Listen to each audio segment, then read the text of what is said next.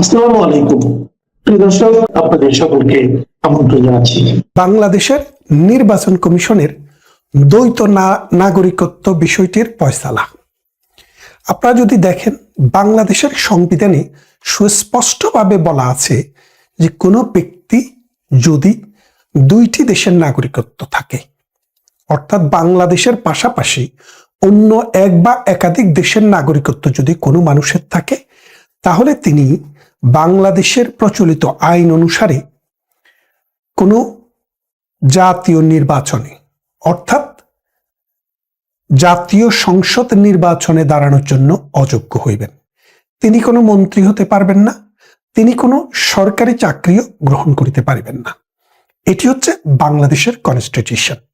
তা এখন বহু প্রতীক্ষিত একটি নির্বাচন আগামী 12ই ফেব্রুয়ারি অনুষ্ঠিত হবে। সেই নির্বাচনটি অনেকে ধরেই নিয়েছেন Awami League biggest political party যেহেতু পার্টিসিপেশন নেই, সেহেতু দ্বিতীয় বিগেস্ট পলিটিক্যাল পার্টি বিএনপি বাংলাদেশের রাজনীতিতে এবার ক্ষমতার মসনদে বসবেন।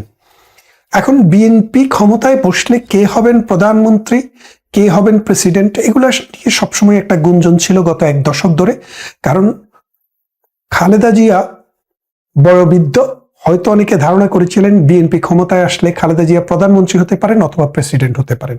কিন্তু এবার সাম্প্রতিক 30শে ডিসেম্বর গত বছর খালেদা জিয়ার ইন্তেকালের পর এখন এটি নির্ধারিত হয়ে গিয়েছে যে তারেক রহমানই বিএনপির এখন একাচ্ছত্ব অধিপতি, তার হুকুমেই দলটি চলবে। তিনি যদি 150টি আসন 151টি আসন নিশ্চিত করতে পারেন, তাহলে আগামীর প্রধানমন্ত্রী তিনি হবেন। তো তিনি যখন প্রধানমন্ত্রী হবেন, তার দায়িত্ব এখন সবচেয়ে বেশি মিডিয়ার কাছে, বাংলাদেশের কাছে, সারা বিশ্বের কাছে এবং তার বিবেকের কাছে। তিনি যেহেতু গত 17 বছর থেকে ব্রিটেনে ছিলেন, আমি একজন ইমিগ্রেশন লয়ার হিসেবে 2 দশক থেকে কাজ করছি। এই 2 দশকের অভিজ্ঞতায় আমি যেটা দেখেছি এবং বুঝতে পেরেছি, সেটাতে আমি এটা নিশ্চিত যে বাংলাদেশে দ্বৈত নাগরিক যারা আছে তাদের মধ্যে তারেক জিয়ার নামটিও কিন্তু উপরের কাতারেই আছে। কেন আছে?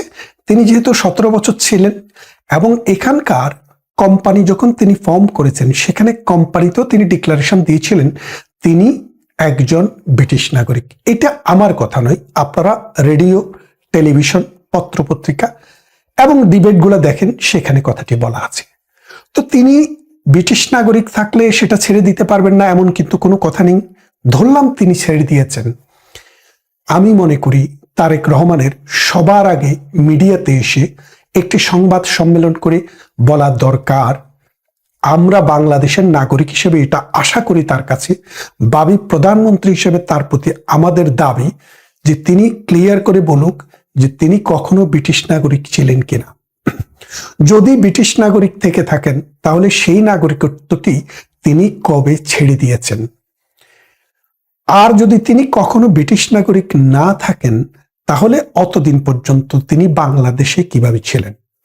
আগামীকাল যদি, অর্থাৎ আগামী নির্বাচনে 12ই ফেব্রুয়ারিতে যদি তারেক রহমান বাংলাদেশের প্রধানমন্ত্রী নির্বাচিত হন, তাহলে তিনি তো শুধু বিএনপির প্রধানমন্ত্রী হবেন না, তিনি বাংলাদেশের 18 কোটি মানুষের প্রধানমন্ত্রী হবেন। তাই একজন বাংলাদেশের নাগরিক হিসাবে আমার কিন্তু এই দাবিটি থাকতেই পারে। আপনারা অনেকেই প্রশ্ন তুলতে পারেন, এটা তো তার ব্যক্তিগত ব্যাপার। না, বিষয়টি ব্যক্তিগত না। ব্যক্তিগত ব্যাপার হলে বাংলাদেশের সংবিধানে এবং নির্বাচন কমিশনে এই বিষয়টি আসতো না। যারাই নেতা হবেন, যারাই দেশকে লিড দিবেন, যারাই মানুষের নেতা হবেন, তাদের প্রতি আমাদের অধিকার আছে, দাবি আছে, আমরা এটা দাবি করতে পারি। কিন্তু তিনি সেটা করেননি। তাই তিনি প্রধানমন্ত্রী হওয়ার আগেই আমি আশাহত হয়েছি।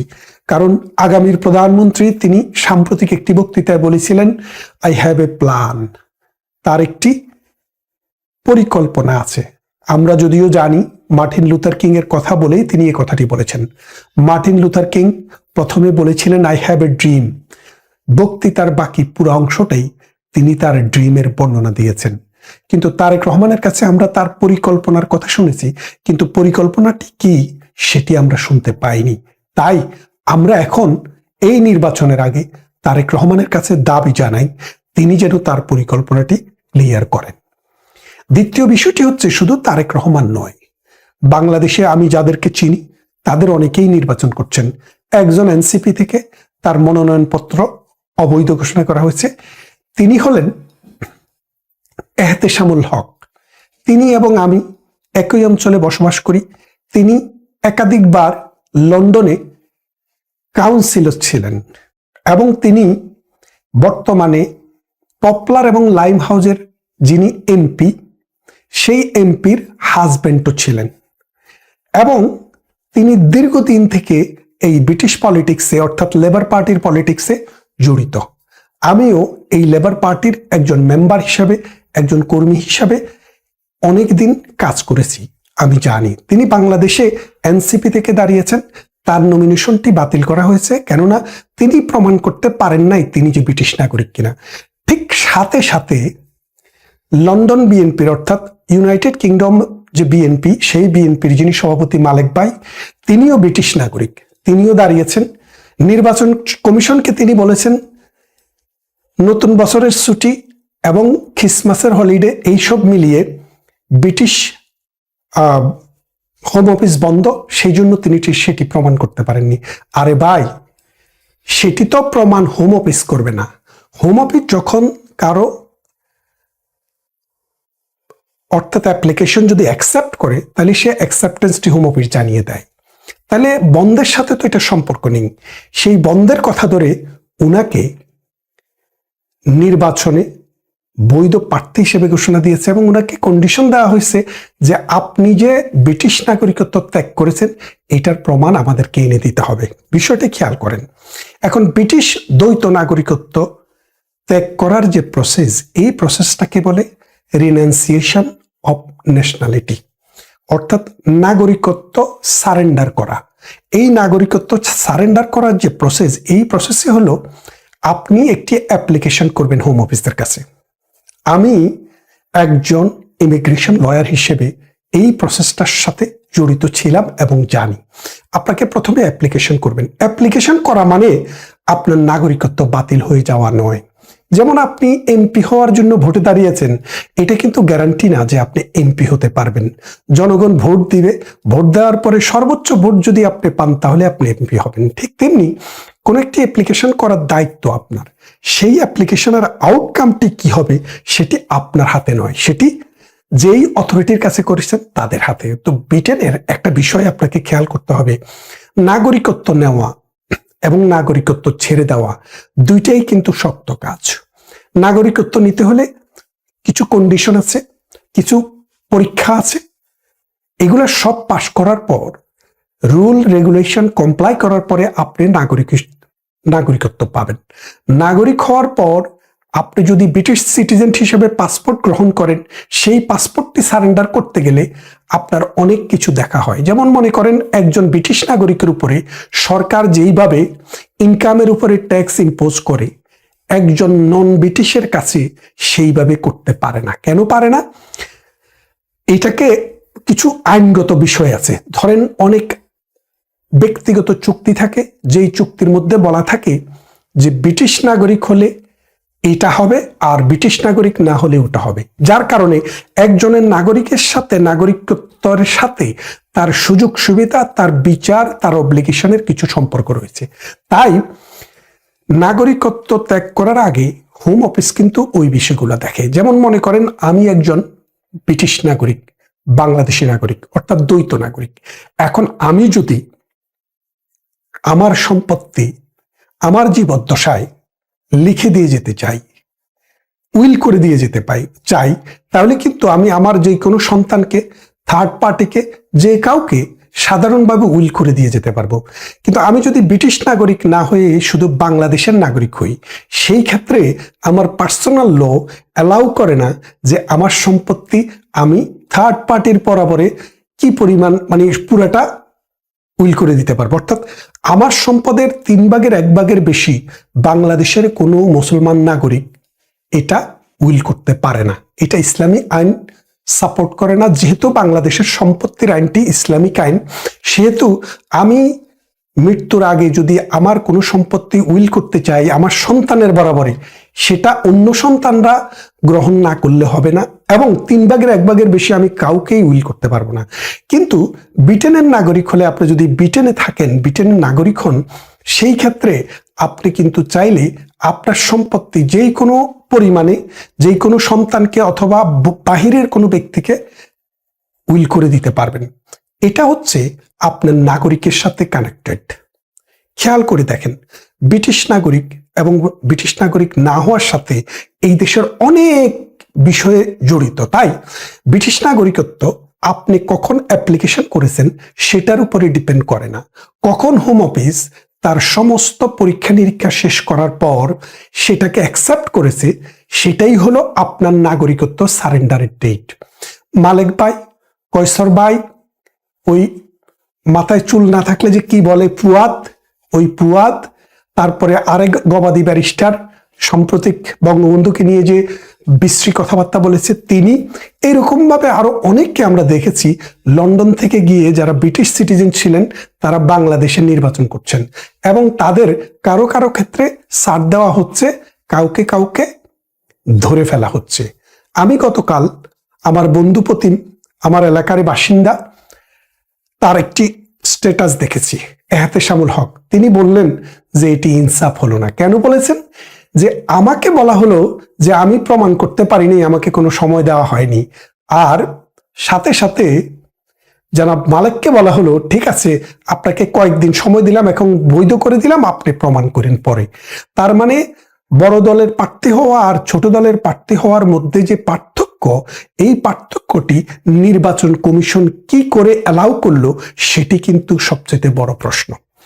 গত নির্বাচন কমিশন যিনি ছিলেন তাকে যেইভাবে অপমানিত করা হয়েছে, এই নির্বাচন কমিশন মনে হয় সেটি চোখে দেখেননি, কানে শুনেননি, মনে ধারণ করেননি, যার কারণে উনিও হয়তো তার চেয়ে বড় কিছুর জন্য অপেক্ষা করছেন। এখন আমি যে বিষয়টি নিয়ে কথা বলছি সেই বিষয়টি আরেকটু খোলসা করে বলি, যে ব্রিটেনে দ্বৈত নাগরিকত্ব অ্যালাউ করে। এই দ্বৈত নাগরিকত্বরা, এই নাগরিক যারা, তারা এখানে নির্বাচন করতে পারে, তারা এখানে মন্ত্রীও হতে পারে। এদেশে দ্বৈত নাগরিকত্ব নিয়ে কোনো সমস্যা নেই। এদেশে এমনও মানুষ আছে 2, 3, 4টি নাগরিকত্ব আছে।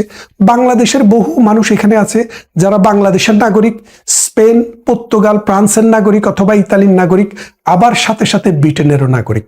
আরো কোনো দেশের নাগরিকত্ব আছে কিনা সেটা আমি জানি না। তো এটা থাকাটা বাংলাদেশের নাগরিকের জন্য অসম্ভব কিছু নেই। এখন তারা একদিকে ব্রিটিশ নাগরিকত্ব চাইবেন, আরেকদিকে বাংলাদেশের রাজনীতিও করতে চাইবেন, সেটা কিন্তু একসাথে হতে পারে না। তাই আমরা মনে করি ব্রিটিশ নাগরিকত্ব, আমেরিকান নাগরিকত্ব, ইউরোপের অন্য কোনো দেশের নাগরিকত্ব, মধ্যপ্রাচ্যের কোনো দেশের নাগরিকত্ব থাকা অবস্থায় যদি কেউ নির্বাচন করতে চান, তাহলে আপনি বাংলাদেশকে ভালোবেসে বাংলাদেশের নাগরিকত্বটি রেখে সুবিধা মতো সময়ে নয়, ঠিক নির্বাচনের অন্তত নমিনেশন গ্রহণ করার আগেই এই কনফার্মেশনটি নিন যে আপনি আর বাহিরের কোনো দেশের নাগরিক নয়। এটি কিন্তু এবারে আমরা দেখিনি, এটি হয়নি। যারা বিদেশি নাগরিক হিসেবে যাদের বিরুদ্ধে অঙ্গুলি আছে, আমরা মনে করি তারা যদি এটি জনসমক্ষে, পত্রিকায়, সংবাদ মাধ্যমে মুখ দিয়ে, নিজের মুখ দিয়ে যদি প্রকাশ করে সেটি যদি মানুষের কাছে ক্লিয়ার না করেন, তাহলে আপনার সততা, আপনার নিষ্ঠা, দেশের প্রতি আপনার প্রেম এবং ভালোবাসা সেটা প্রতিষ্ঠিত নয়। মানুষ এটাকে ভালোভাবে নেবে না, এবং এর জন্য আপনারা যারাই এই ভিতরে ভেতরে এই দুর্নীতিটা করতে চাচ্ছেন বা করেছেন বা করবেন বললে মনস্থির করেছেন, তাদেরকে এই দেশ, এই সমাজ, এই জাতি কখনো ক্ষমা করবে না। সময় এখন আপনার অনুকূলে, আপনি খুবই ভালো আছেন, কিন্তু ভবিষ্যতে সময় যে সবসময় আপনারই অনুকূলে থাকবে এর কোনো গ্যারান্টি নেই। তাই বাংলাদেশের যারা নির্বাচন করতে যাচ্ছেন তাদের প্রতি সবিনয় অনুরোধ, দয়া করে এই দেশ, এই মাটি, এই মানুষ, এ দেশের আইন, এ দেশের নির্বাচনী ব্যবস্থাকে পুতুলের মতো নাচাবেন না। আপনারাও ক্লিন হন, মানুষকেও ক্লিন হওয়ার সুযোগ দিন। এনসিপির অবস্থা তো তথৈবচ। এটা আর বইলা লাভ নেই। এদের সেন্ট্রালি ইলেকশন সামনে রেখা সেন্ট্রালের একটা দলের যদি 30 জন লোক বের হয়ে যায়, তাহলে এই দলের আর কিছু থাকে বলেন? তো এইটা আমার আশা ছিল বুকে, যে এই দলটা জন্মাইছে ইউনুস কাল যতদিন আছে, এই ইউনুস কাল পর্যন্ত এটা টিকা থাকুক। তো আফসোস, আমাদের হতাশ করে দেয়া ইউনুস কালটাও পার করতে পারলো না, আমাদের চোখের সামনে এটার অকাল মৃত্যু দেখতে হলোই বলবো। কারণ কয়দিন বাদে এরা যে জামাতের সঙ্গে গেছে, ওইখানে খুব বেশি টিকবে না, ঘর সংসারটা ভালো হবে না। কারণ এরা তো রাজনীতিবিদ না, এরা ইউজ হয়েছে জামাতের এই টিম বি টিম, এবং কয়দিন পরে এরা বিএনপিতে বিলীন হবে। আজকে আমি বলে রাখলাম, দেখেন বিএনপি। আর জামাত যে হঠাৎ করে ওই যে কোম্পানির মাছ বেশি পানিতে পড়লে যা হয়, বাংলাদেশে যে ধর্মভিত্তিক, কট্টর ধর্মভিত্তিক রাজনীতি কখনোই হালে পূর্ণ পানি পাবে না, এটা জামাত বোধহয় এখনো বুঝে নেই। এবং জামাত বুঝতে পারে নাই যে 1971 সালে যে পাপ তাদের পূর্বপুরুষরা করে গেছে, এই পাপ মোচন, এই বাংলাদেশের সংস্কৃতি, কালচার, বাংলাদেশের মানুষের রক্ত, এখানকার নদীর স্রোত, কোনো কিছুতেই তারা এটা মুছতে পারবে না, এটা ধুইতে পারবে না। যাক, জামাত এবং এনসিপি প্রচন্ড রকম সমস্যায় আছে।